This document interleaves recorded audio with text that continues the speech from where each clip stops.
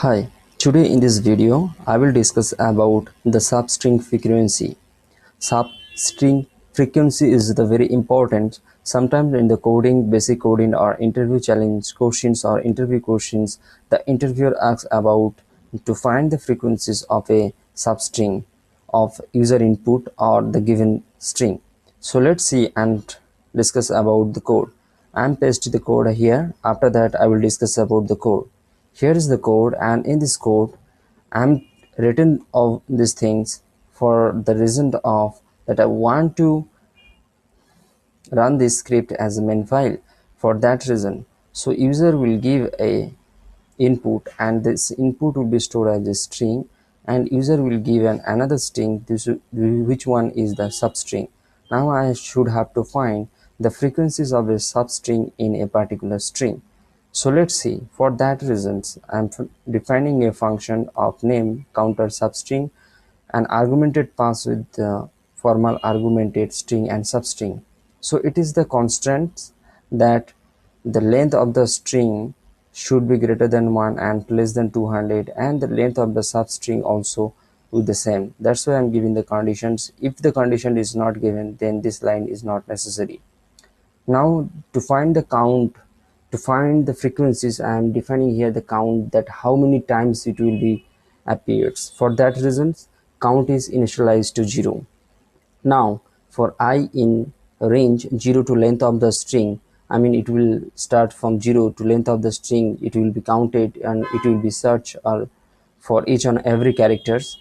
Now for any cases, if string of I, the main string ith character is matched with the substring of 0 and further, and this is very important. Let's see, understand, I'm repeating here.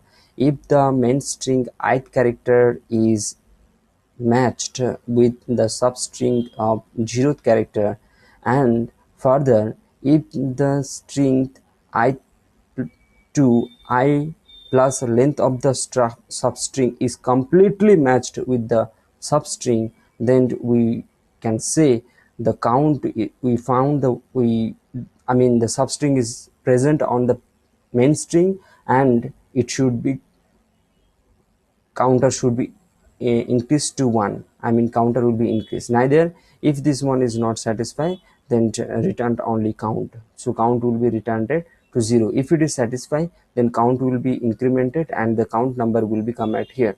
And here I'm printing the count equal to, because it is returning the count, so count equal to, I'm calling the functions and the argumented and print count. So like this we will do this. So let's run the program and see the output. If you run the programs, it will ask first from you the main string. Suppose I'm to giving string I love my India. I love my India. In this case, it is the main string. Now given the substring, suppose love. So you can say love is appeared one time. So in this case, the main string ith character is completely matched with the first character of substring, and followed by this ith character plus length of the substring up to this one is completely matched with the substring. So the counter is incremented to 1. That's why this is giving 1. So if you run this program with another, suppose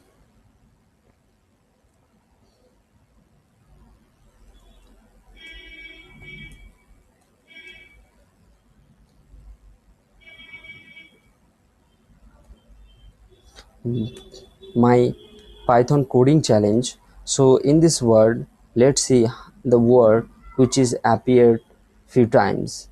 So here you can see C is word, L, E also word. Suppose if you give an E here, so E will not take, because E is a particular only single character. It is not an element frequency, it is a substring frequency. Try to understand.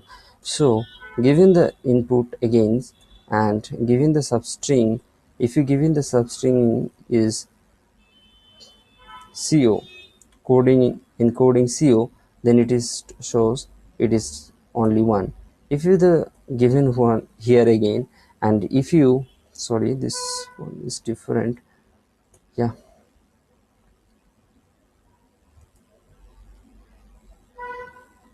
gig for gigs, and from there the substring I want to find is gig.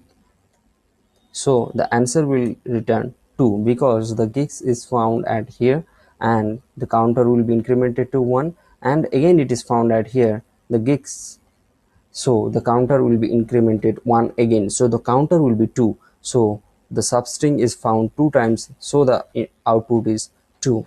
This is the main code about when there is any restrictions that you cannot use to reverse the string.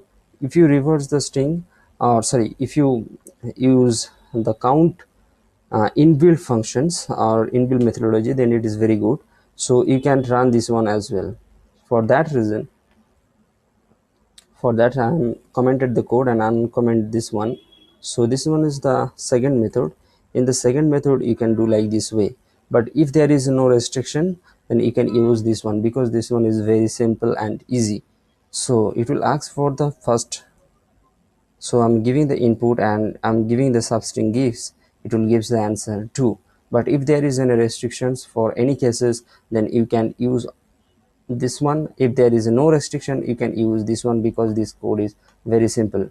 I think you hope you understand. Please like, subscribe my video, and press the bell icon for further notification. Thank you.